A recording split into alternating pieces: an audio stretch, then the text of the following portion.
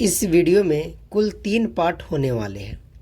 First part में हम लोग प्रतिशत, दूसरे पार्ट में हम लोग ब्याज और तीसरे पार्ट में हम लोग औसत ज्ञात करना सीखेंगे।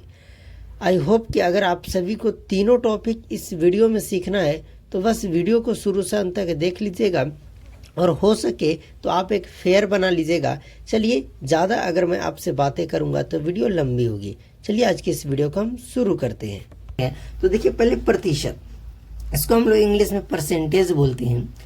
अब प्रतिशत दो शब्द से मिलकर बना है, एक प्रति और प्लस में शत। प्रति का मतलब होता है प्रत्येक और शत का मतलब होता है 100। मतलब प्रत्येक 100 में, कहने का मतलब कि मैं एक और बता दूं कि प्रतिशत, परसेंटेज, इसका ये सिंबल होता है। कहीं पे आपको परसेंटेज या प्रतिशत ना लिख कर ये सिंबल दे देगा, इसका मतलब ये आपका प्रतिशत ही होता है। सिंपल सी बात, तीनों चीज का मतलब सेम है। मैंने बोला प्रतिशत का मतलब प्रति प्लस शत। प्रति मतलब प्रत्येक, जैसे मैं लिख दे रहा हूं, प्रति मतलब क्या होता है प्रत्येक। अब किसी को प्रत्येक नहीं समझ में आ रहा, वो भी मैं बताता हूं। प्लस शत का मतलब 100। प्रत्येक मतलब हर एक में, प्रत्येक मतलब एक में 100। कहने का मतलब कि जैसे मैं बोलूं कि 20%, ध्यान से समझना, तो 20% मतलब 100 में आपका 20% यानी 20 रुपया का हकदार है। क्या? फिर से मैं बोलूं कि जैसे 30%, क्या 30% मतलब 100 में आपका जो भाग है वो कितना प्रतिशत है? 3% है। इसका मतलब ये होता है 20 और बट्टे 100, मतलब 100 में कितना भाग? 20 आपका है। इसका मतलब 30 बट्टा 100, इसका मतलब 100 में आपका भाग कितना है? 30। कह सकते हैं प्रतिशत मतलब प्रत्येक शत, प्रत्येक में 100। यानी कि हम इसमें जो मान निकालेंगे वो इस 100 पे ही निकालेंगे, सीधा सीधी बात। अब एक बात कि कभी भी कोई चीज रहे, जैसे कोई नंबर रहे, उसे परसेंटेज में बदलना रहे। जैसे मान लिया जाए कोई फ्रैक्शन है a बट्टा b, ठीक है, ये परसेंटेज में है a बट्टा b। जैसे यहाँ पे देख रहे थे कि 30%, 20%, तो 20 की जगह कोई भी नंबर हो सकता है, जैसे a ही मानकर चले, और ये प्रतिशत में है। तो जब कभी भी प्रतिशत से इसको प्रतिशत हटाएंगे तो जैसे नंबर है उसको ऊपर रखेंगे, प्रतिशत हटाएंगे तो बट्टे में हम 100 लगाएंगे। सीधा सीधी बात आपको करना है। पहला नियम यही है कि कोई भी प्रतिशत को फ्रैक्शन में बदलने के लिए बट्टे में 100 लगाते हैं। जैसे यहाँ a प्रतिशत था, प्रतिशत को हमने हटाया तो बट्टे में 100 लगाया, सीधा सीधी बात। तो यहाँ कैसे किए? जैसे मैं बोलूँ आपको 80%, इसको आप फ्रैक्शन में बदलो, तो ऊपर नंबर है यानी 80 के यहाँ a की जगह 80 है तो 80 रखेंगे, बट्टा प्रतिशत हटाएंगे तो बट्टे में हम 100 को लगाएंगे। 10 से 10, 8 बट्टा 10 बच गया। क्या? 8 बट्टा 10। इसको काटेंगे 2 से, 2 चौके 8, 2 पंजे 10, यानी 4 बट्टा 5। कह सकते हैं कि 80% को जब हम फ्रैक्शन में बदलेंगे तो हमारा 4 बट्टा 5 आएगा। आई होप कि आपको समझ में आ गई होगी, बिल्कुल आएगी। तो यानी कि मैं चाहूं तो आपको लिख देता हूं, तो अब आपको लिखा हुआ समझ में आ गया होगा। प्रतिशत को भिन्न में बदलने के लिए 100 से भाग किया जाता है। यानी कि कोई भी प्रतिशत है उसको जब हम भिन्न में बदलेंगे यानी नंबर में बदलेंगे तो 100 से भाग किया जाता है। अब दूसरा नियम क्या है कि अगर कोई नंबर रहे, जैसे यहाँ फ्रैक्शन था 4 बट्टा 5, इसे अगर हम लोग प्रतिशत में बदले तो क्या होगा? सीधा सीधे लिखा हुआ है कि भिन्न को प्रतिशत में बदलने के लिए 100% से गुना किया जाता है। अब मैंने यहाँ तो आपको समझा दिया कि जैसे 80% था तो 80% हटाए, बट्टे में 100 लगाए। अब यहीं पे जैसे 4 बट्टा 5 का 80% आया, मैं बोलूँ कि इस 4/5 को प्रतिशत में बदलो, तो प्रतिशत में बदलने के लिए आपको क्या करना है कि 100 से गुना करना है और ये ब्रैकेट के बाद प्रतिशत लगा देना है। अब देखिए, काटेंगे 5 दूना 10, यानी कि 20 बार में 100 कट गया तो बच्चा 20 और 4, तो गुना करेंगे 20 चौके 80 और प्रतिशत बार है तो 80, यानी कि आ गया हमारा 80%। आई होप कि आपको समझ में आ रही होगी। अब ये तो सिंपल चीजें थी कि फ्रैक्शन को कैसे भिन्न में और भिन्न को कैसे फ्रैक्शन में बदला जाता है, सॉरी भिन्न को कैसे परसेंटेज में और परसेंटेज को कैसे भिन्न में बदला जाता है। तो अब आइए इसके हम बेसिक सवाल पे चलते हैं, जो आपको एकदम सिंपल सी तरीका बताऊं, जो आपको थंबनेल में प्रश्न दिख रहे होंगे उसको कैसे इजीली वे में आपको करना है। ओके, अगर पहले सवाल चले कि 60 का 15% क्या होगा। अब सीधा सीधी बात, आप बोर्ड मास में पढ़े होंगे, अगर आप नहीं भी पढ़े हैं तो अगर आप इंग्लिश मीडियम रहेगा तो का की जगह ऑफ रहेगा, तो मैं यहाँ लिख दे रहा हूं का या ऑफ, ये दोनों का जगह आपको मल्टीप्लाई करना है, यानी गुना। का और ऑफ के जगह में क्या यूज करनी है, मल्टीप्लाई। तो हम चलिए 60 का 15% क्या होगा, तो मैं लिखता हूं 60 का मतलब गुना 15%। क्वेश्चन तो यही कह रहा है कि 60 का 15% क्या होगा। ओके, अगला क्या करेंगे स्टेप में, 60 का 15। अब देखिए ये 15% है, तो मैंने क्या बोला, प्रतिशत हटाना है हमें, प्रतिशत तो रखना नहीं है। तो प्रतिशत हटाएंगे तो हम बट्टे में क्या लगाएंगे, 100 लगाएंगे। अब 100 लगाया तो एक जीरो से एक जीरो खत्म हो गया।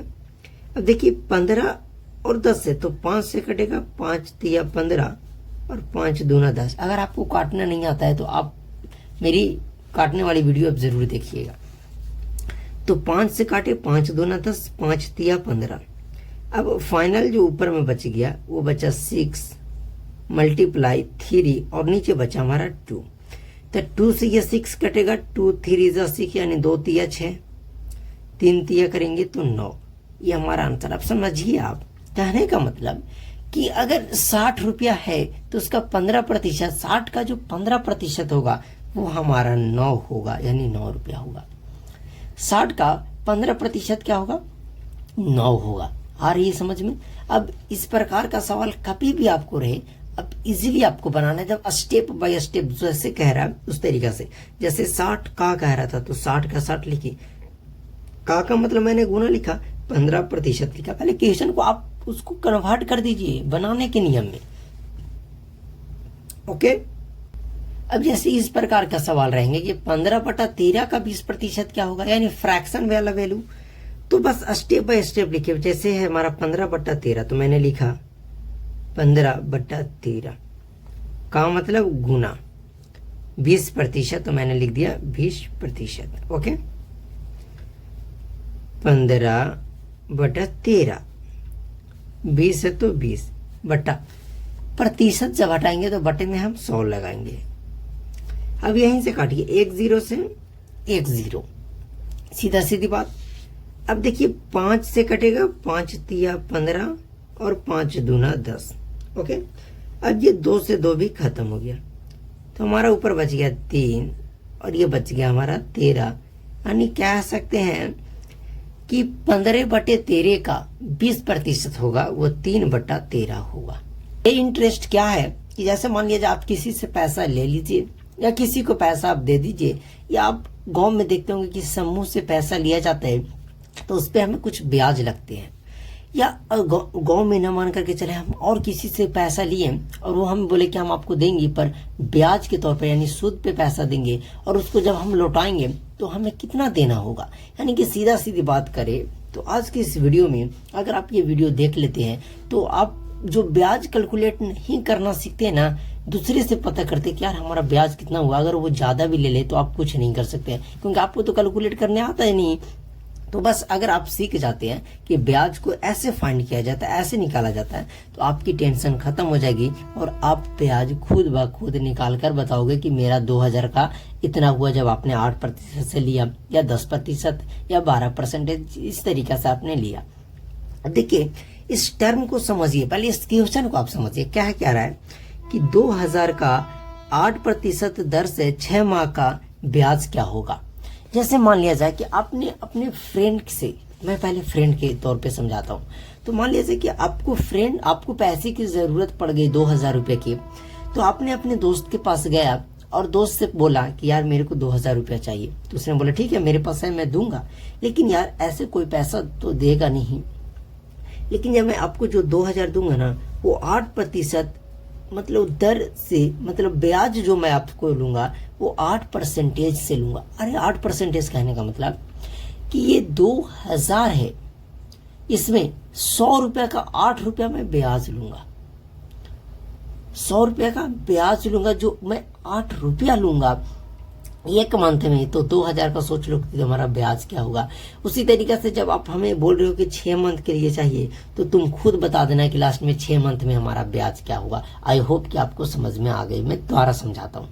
आपने 2000 रुपया लिया, तो आपने को वो दोस्त दिया, वो 8% के दर से दिया, तो आप 8% से ले सकते, या कोई आपको 5% दे दे, चाहे आप ही किसी को दे रहे तो 8% के दर से दे रहे या 10% के दर से दे रहे, ये आपके ऊपर निर्भर करता है।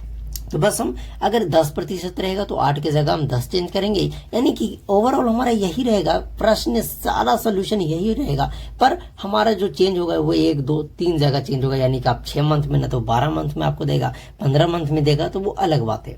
तो देखिए, जैसे कि आपने जो पैसा लिया अपने दोस्त से, इसे हम लोग मूलधन बोलते हैं। क्या यानी कि क्या इसको हम लोग बोलेंगे मूलधन,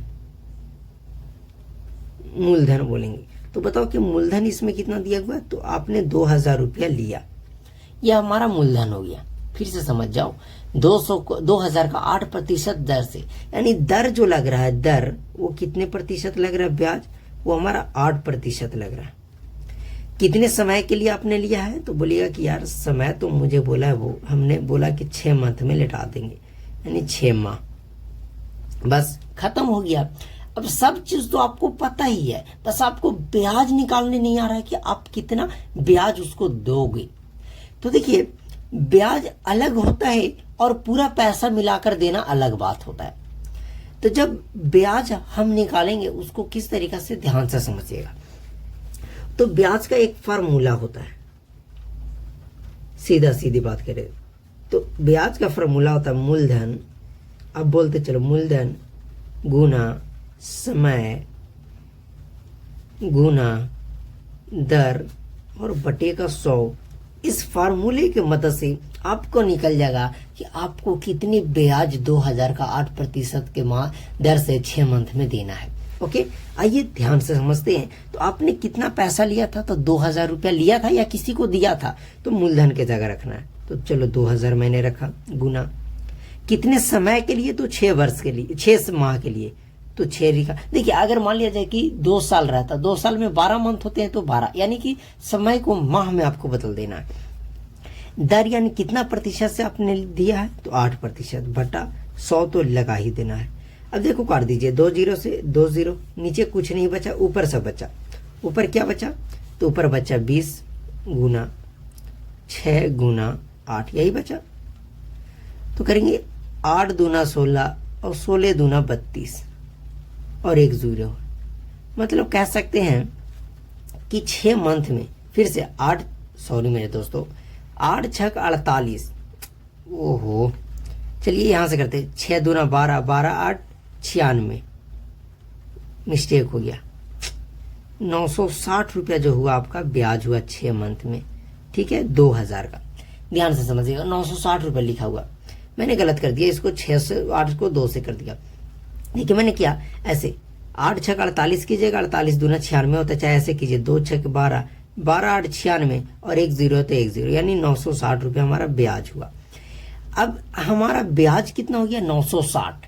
हमने लिया था कितना, 2000। इसका सिर्फ ये ब्याज, ऐसा नहीं कि तुम 960 रुपया लौटा देगा आपको छोड़ देगा, नहीं, 2000 भी तो ये लौटाना पड़ेगा। तो जब जो हमने लिया है उसको भी और जो ब्याज है उसको भी अगर हम लोग लौटा दें, तो उसे हम लोग मिश्र धन बोलते हैं। क्या, मिश्र धन।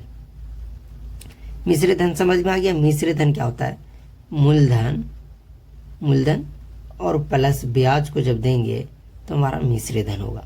मूलधन हमारा कितना है, तो आपने लिया था कितना, तो 2000 प्लस ब्याज कितना आया, तो 960, तो जोड़ेंगे तो 2960 रुपये आपको 6 मंथ में उसको लौटाना होगा, जब वो आपको 8% दर से 6 मंथ में पैसा लेगा आपसे। तब ध्यान से समझिएगा क्वेश्चन क्या था। एक और मैं प्रश्न लाया हूं कि 2000 का 8% दर से 6 माह का ब्याज निकालिए। तो मैंने बोला कि यार मैं 2000 रुपया दिया हूं किसी को 8% दर से और 6 मंथ के लिए, तो मैंने उसका ब्याज जो कैलकुलेट किया तो वो ब्याज सिर्फ हो गया 8% दर से 960 रुपया। सिर्फ उसका ब्याज हम लेंगे, 2000 तो अलग बात है, ब्याज हम लेंगे 960 रुपया। और अगर दोनों को मिला दे, ब्याज भी और कुल पैसा दिया तो उसका भी, तो हमें 2960 रुपया तुम दे देना और तुम्हारा हमारा काम खत्म। ओके, उसी तरीके से अगले क्वेश्चन की बात करें, मैं पहले ही लिख लिया हूँ क्वेश्चन, एक क्वेश्चन से तो आप समझोगे नहीं। अब मान लिया जाए अब आपकी जरूरत पड़ गई किसी से पैसा लेने का, तो आपने 5000 रुपया लिया, लेकिन आपको जो पैसा दिया वो 6% दर से ही दिया, मतलब आपसे 6% ही इंटरेस्ट लेगा 100 रुपया पे। तो 6 माह का क्या होगा, क्या माह में चेंज कर दूं? जी बिल्कुल। अब मैं चेंज कर देता हूँ, इसको 6 की जगह कर देता हूँ, चलो ऐसे हो जाएगा, हटाओ नहीं यार, पूरा 8 मंथ कर देता हूँ, ठीक है। 8 माह के लिए थोड़ा अलग तो होना चाहिए, इसमें भी 6 था, इसमें भी 6, अलग अच्छा नहीं। तो अब पहले लिख लो कि मूलधन क्या हुआ, सॉल्व लिख दो। तो हमारे मूलधन कितना है, तो बोलोगे यार लिखो ना, 5000 रुपया मूलधन है और दर जो हमने लिया है वो 6% लेगा हमसे। आप किसी से गए निकलवाने तो बता रहा है, अब बोल रहे कि मैं अंत हमें 8 माह में लौटाना है। तो देखिए 5000 रुपया हमने लिया, 6% इसका इंटरेस्ट लगेगा और 8 माह में लौटाना है। तो इसका ब्याज पहले कैलकुलेट करो कि ब्याज क्या होगा। ब्याज, तो ब्याज क्या होगा मेरे साथियों, तो मूलधन गुना समय गुना दर और बटे का 100। तो मूलधन हमारा कितना है, तो बोलोगे यार 5000 रुपया हमारा मूलधन था, समय जो था वो 8 वर्ष के लिए 8 माह के लिए, दर था वो 6% और बटा 100 था 100। 100 2 0 से 2 0। अब देखिए बच क्या गया, 50 बचा, 8 बचा, 6 बचा। अब इसको गुना कैसे करेंगे, तो देखिए ऐसे करेंगे, 8 पचे 40, 4 6 24, 1 0 यहाँ 1 0 यहाँ, यार 2400 रुपये हमारा सूद हो जाएगा। ध्यान से समझ लेना, सोच लो 2400 रुपये सिर्फ हमारा सूद हो जाएगा। तो उसमें तो मैंने 2000 लिया था, लेकिन अब आपने दूसरा से 5000 लिया, माह भी 6 मंथ है, 8 मंथ है, यानी इसका 2400 सूद होगा। कुल पैसा, तो कुल पैसा को हम लोग बोलते हैं मिश्र धन। तो आप उसको क्या लौटाओगे, तो मूलधन लौटाओगे और प्लस ब्याज लौटाइएगा, यही तो होगा। मूलधन जो हमारा था वो 5000 के करीब नहीं, 5000 था ही, ब्याज हमारा जो आया वो 2400 रुपया पूरा आया। तो 5 और 2 7000, 7400, यानी 7400 रुपया आपको 8 मंथ के बाद उसको लौटाना पड़ेगा, अगर वो 6% से देगा तो। आई होप कि आपको समझ में आ गई कि किस तरीका से मिश्र धन, ब्याज, टोटल चीजें निकाली जाती है। तो चलिए अब मैं आप सभी को औसत ज्ञात करना सिखाता हूँ। ओके, जैसे औसत हम क्या निकालते हैं, जैसे मान लिया जाए कि आप ही है या कोई व्यक्ति है, जैसे मान लिया जाए मैं ही हूँ या किसी का नाम ही लिख देते हैं, जैसे कोई व्यक्ति है मोहन, ठीक है। अब इस व्यक्ति का नाम है मोहन। अब हम ये, इससे हमें ये पता चलता है, मोहन ये कहता है कि हम किसी दिन 2 रोटी खाते हैं, तो किसी दिन 3 रोटी खाते हैं, तो किसी दिन 4, तो किसी दिन 6, तो किसी दिन 2, तो किसी दिन 5, इस तरीक़ा से हम रोटी खाते हैं। तो मंथली में जाकर, मतलब मंथ में जाकर इसका एवरेज क्या होगा, एक प्रकार का इसका औसत क्या होगा, यही आपको निकालना है। इसी तरीक़ा से औसत निकाला जाता है। जैसे मान लीजिए ये मोहन है फिर से, और ये काम करता है, तो किसी दिन 500 रुपया कमाता है, तो किसी दिन 300 ही कमाता है, तो किसी दिन 400 कमा लेता है, तो किसी दिन 200 कमाता है, किसी दिन 600 कमाता है, इस तरीक़ा से। तो इसका मंथली यानी कि इसका एवरेज एक प्रकार का क्या है कि शेड्यूल ये बांधे कि हाँ डेली, इसका मतलब ये इतना कमा रहा है। यह इसी प्रकार से इसी का औसत निकाला जाता है। इसी को हम लोग माद भी बोलते हैं। औसत को एकदम सिंपल सी एक बात में बोले तो माद भी बोलते हैं औसत को। ओके, अब जैसे आपको औसत निकालना रहे, किसी भी चीज का औसत निकालना रहे, तो औसत निकालने के लिए आपको आंकड़ा तो दिया रहेगा, जैसे औसत निकाल रहे तो ये आंकड़ा दिया हुआ है ना कि ये जो मोहन है किसी दिन 2 रोटी खाता है, किसी दिन 3, 4, 6, 2 इस तरीका से, या वो कभी 500 कमाता है तो कभी 300 कमाता है तो कभी 200 तो कभी 400 इस तरीका से कमाता है। तो इसका एक प्रकार का आंकड़ा दिया हुआ है। तो औसत जब भी निकाला जाता है, कभी भी निकालना रहे आपको औसत, तो औसत निकालने के लिए क्या करेंगे, सभी जो दिया हुआ है उसको योग करेंगे, मतलब सभी आंकड़ों का योग करेंगे। सभी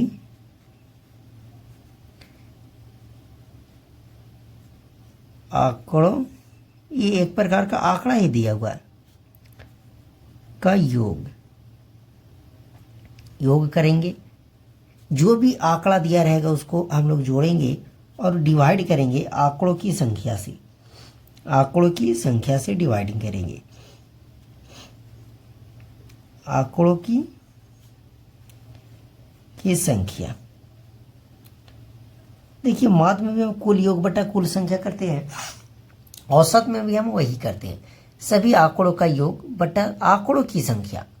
अब जैसे इस मोहन का जो ये है कि ये रोटी 2 खाता है, 3 खाता है, 4, 6, 2, 5, तो एक प्रकार का इसका औसत क्या है कि हम क्या औसत निकालें कि ये डेली इतना खाता होगा। तो इस तरीका से तो सभी आंकड़ों का योग, तो पहला दिया हुआ 2 तो 2 करेंगे प्लस 3, देखिए योग मतलब जोड़ होता है, उसके बाद 4, उसके बाद 2, 3, 4 के बाद 6, उसके बाद फिर 2, फिर 2 खाता है, फिर 5 खाता है, डिवाइड करेंगे।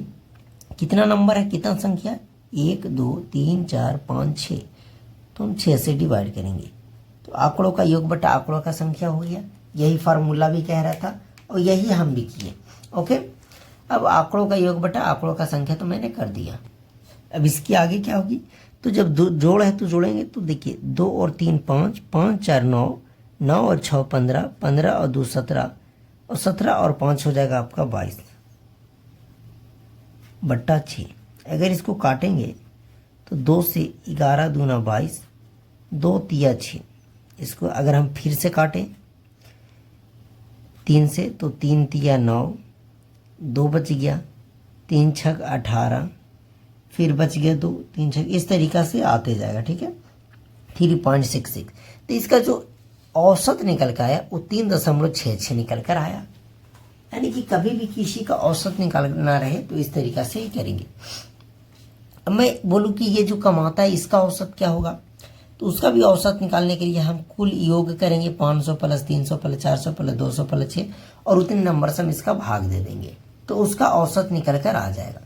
तो कभी भी अगर आपको औसत निकालना रहे तो आज सभी आंकड़ों का योग करना है बटा आंकड़ों की संख्या करना है। जो भी आंकड़ा दिया रहे, जैसे यहाँ पे आंकड़ा दिया हुआ था कि इतना रोटी ये खाता है, तो उस हिसाब से मैंने किया। ओके, अब सिंपल सी बात कि कभी भी आपको निकालना रहे तो बस इस फार्मूला को यूज करना है। औसत का हम एक और नाम आपको बोले कि सीधा सीधी माध्य को ही हम औसत बोलते हैं। तो कहीं अगर आपको दिख जाए कि माध्य निकालना सीखे तो अब आपको सीखने की जरूरत नहीं है। माध्य यानी आप औसत सीख गए तो आप माध्य भी सीख गए, तो अपना टाइम वेस्ट मत कीजिएगा। ओके, तो आई होप कि आपको औसत निकालना आ गया। कुछ नहीं था, जो आंकड़ा दिया रहेगा उसको जोड़ना है और उससे उसके नंबर से आपको डिवाइड करना है, आपका निकल जाएगा औसत। ओके,